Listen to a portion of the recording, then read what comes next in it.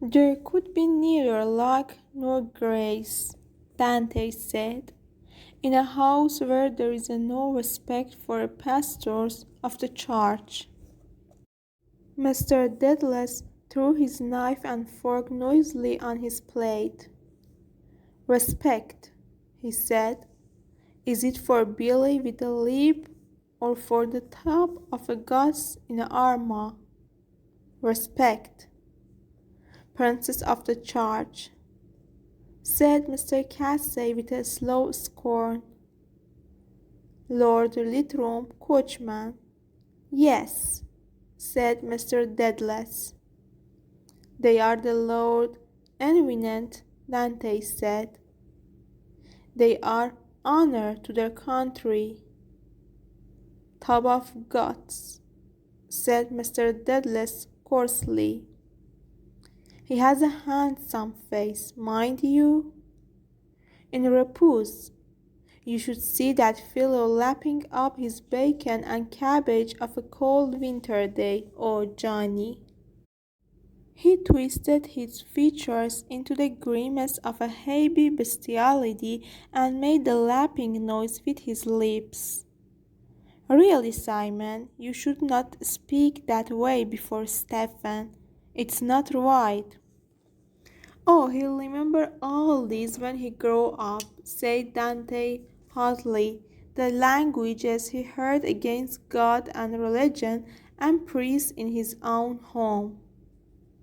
Let him remember too, cried Mr. Casey to her from across the table, the language with which the priest and his priest pound broke Parnell's heart and hounded him into his grave.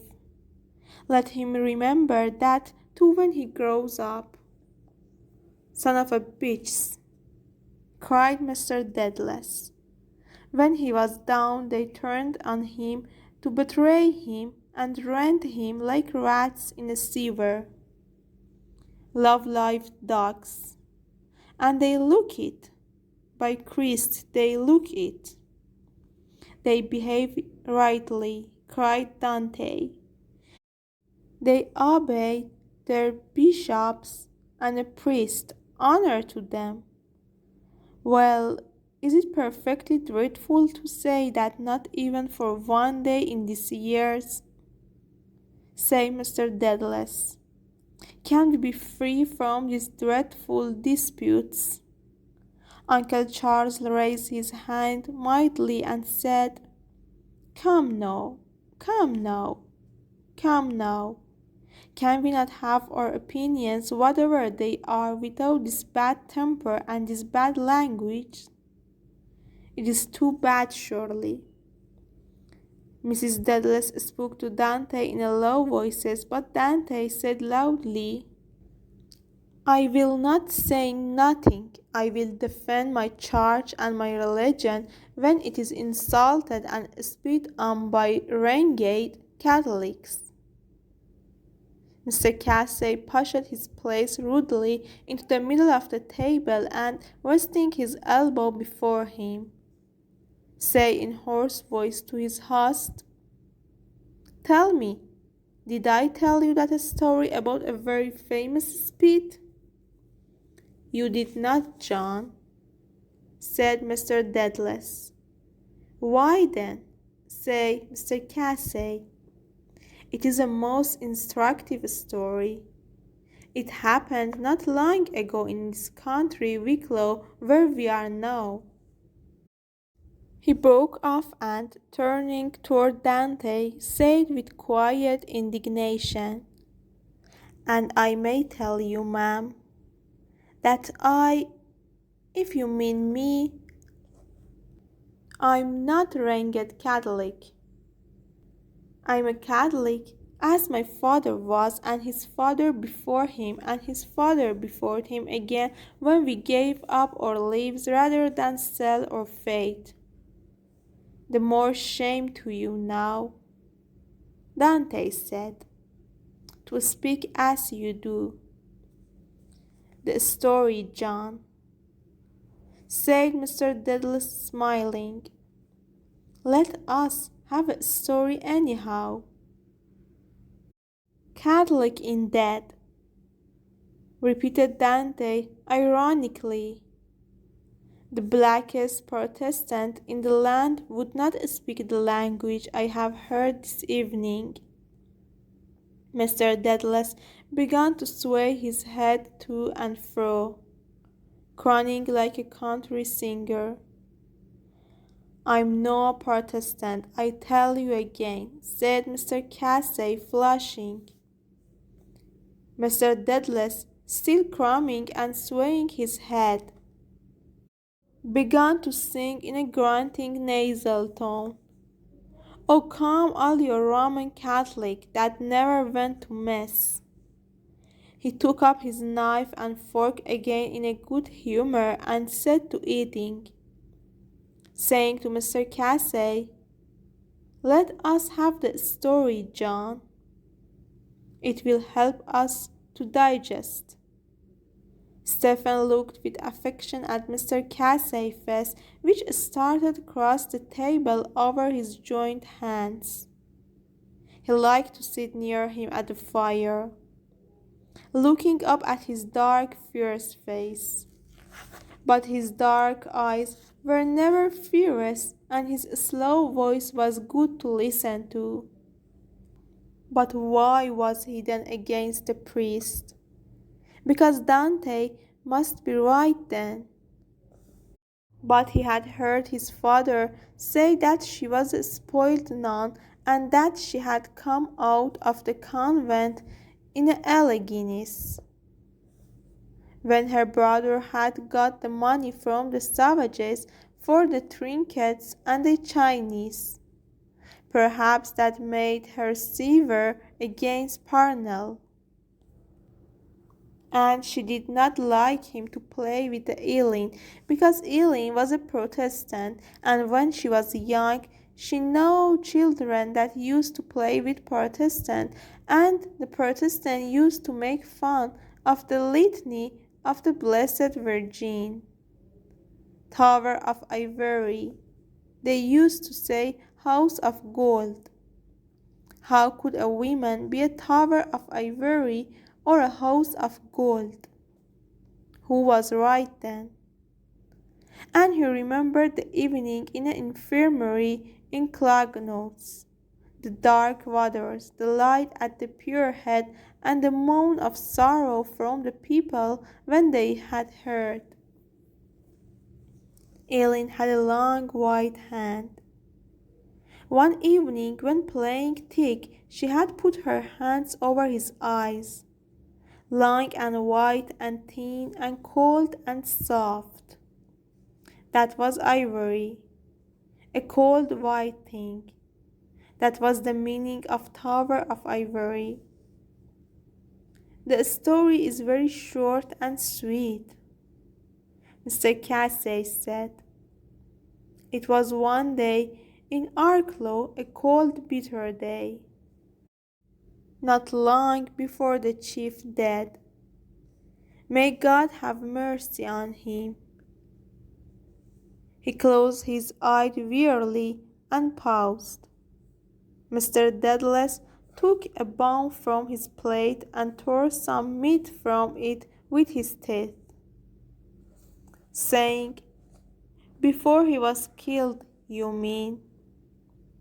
Mr. Casey opened his eyes, sighed, and went on. He was down in Arklow one day. We were down there at the meeting, and after the meeting was over we had to make our way to the railway station through the crowd. Such booing and baying, man. You never heard. They called us all the names in the world. Well, there was one old lady and a drunken old harden, she was surely, that paid all her attention to me. She kept dancing long beside me in a mood bowling and screaming into my face, "Priest Hunter, the Paris fonts, Mr. Fox, Kitty Ushaya. And what did you do, John? Asked Mr. Dedalus. I let her bowl away, said Mr. Casey. It was a cold day, and to keep up my heart I had, saving your presence, ma'am, a quid of Tullamore in my mouth, and sure I couldn't say a word in a case, because my mouth was full of tobacco juice. Well, John, well, I let her bowl away to her heart content, Kitty Ushaya, and the rest of it, till at last she called the lady a name that I won't sully this Christmas board, nor yours, heirs, ma'am, nor my own lips by repeating. He paused. Mr. Dedalus, lifting his head from the bone, asked, And what did you do, John? Do, said Mr. Casey. She stuck her ugly face up at me when she said it, and I had my mouth full of tobacco juice. I bent down to her and say I to her like that. He turned aside and made the act of spitting. Pooh! Say I to her like that, right into her eye. He clapped a hand to his eyes and gave a hoarse scream of pain. Oh, Jesus! Mary and Joseph, said she, I'm blind. I'm blinded and drowned. He stopped in a fit of coughing and laughter, repeating, I'm blinded entirely.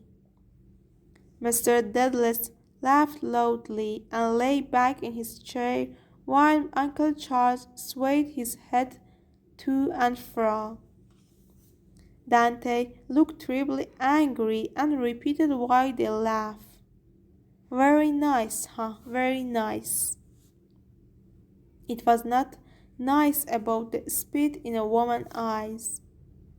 But what was the name the woman had called Kitty Ushaya that Mr. Casey would not repeat?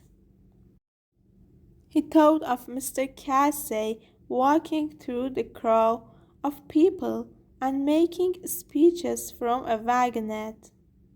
That was what he had been in a prison for, and he remembered that one night Sergeant O'Neill had come to the house and had stood in a hall talking in a loud voice with his father and chewing nervously at the chin-strap of his cap. And that night Mr. Casey had not gone to Dublin by train, but a car had come to the door, and he had heard his father say something about a cabin Tielly Road. He was for Ireland and Parnell, and so was his father. And so was Dante too, for one night and a band of the Esplanade she had hit a gentleman on the head with her umbrella because he had taken off his hat when the band played God Save the Queen at the end. Mr. Dedalus gave a snort of contempt. Ah, John, he said, it's true for them. We are unfortunate Puritan race, and always were, and always we be till the end of a chapter. Uncle Charles shook his head, saying, A bad business. A bad business. Mr. Dedalus repeated, A Puritan, God-forsaken race. He pointed the portrait of his grandfather on a wall to his right. Do you see that old chap up there, John? He said he was a good Irishman when there wasn't no money in a job. He was condemned to the death as a white boy. But he had a saying about our clerical friends that he would never let one of them put his 2 feet under the mahogany. Dante broke in angrily. If you are a purist-ridden race, we ought to be proud of it. They are apple of God's eyes. Touch them not, say Christ, for they are apple of my eye. And can we not love our country then? Asked Mr. Casey, are we not to follow the man that was born to lead us? A traitor to his country, replied Dante. A traitor, an adulterer. The priests were right to abandon him. The priests were always the true friends of Ireland. Were they, Faith? Said Mr. Casey. He threw his fist on the table and frowning angrily, protruded one finger after another. Didn't the bishops of Ireland betray us in a time of the Union when Bishop Langin presented an address of loyalty to the Marquess Cornwallis? Didn't the bishops and priests sell the aspiration of their country in 1829 in return for a Catholic emancipation? Didn't they denounce the Fenian movement from the pulpit and in a confession books? And didn't they dishonor the ashes of a trance below McManus? His face was glowing with anger, and Stephen felt the glow rise to his own cheek as the spoken words thrilled him. Mr. Douglas uttered the guffaw of a coarse scorn. Oh, by God, he cried, I forget little old Paul Cullen. Another apple of God's eyes. Another apple of God's eyes. Dante bent across the table and cried to Mr. Casey, right, they were always right. God and morality and religion come first. Miss Douglas, seeing her excitement, said to her, Mr. Riordan, don't excite yourself answering them. God and religion before everything. Dante cried, God and religion before the world. Mr. Casey raised his clenched fist and bowed it down on the table with a crash. Very well then, he shouted hoarsely. If it comes to that, no God for Ireland. John, cried Mr. Douglas, seizing his guest by a coat sleeve. Dante started across the table, her cheeks shaking. Mr. Casey struggled up from his chair and bent across the table toward her, scraping the air from before his eyes with one hand as though he were tearing aside a cobweb. No God for Ireland, he cried. We have had too much God in Ireland. Away with God. Blasphemer, devil, screamed Dante, started to her feet and almost spitting in his face.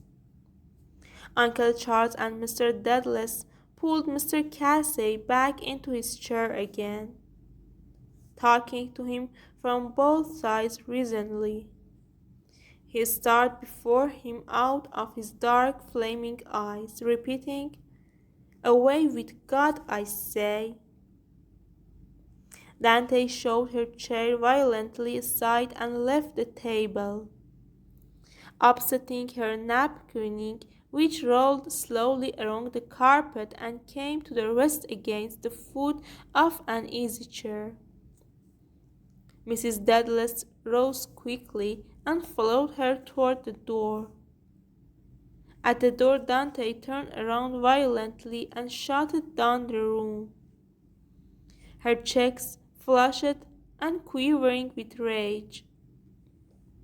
Devil out of hell, we went. We crushed him to death. Find. The door slammed behind her. This video is for Navidaria's page.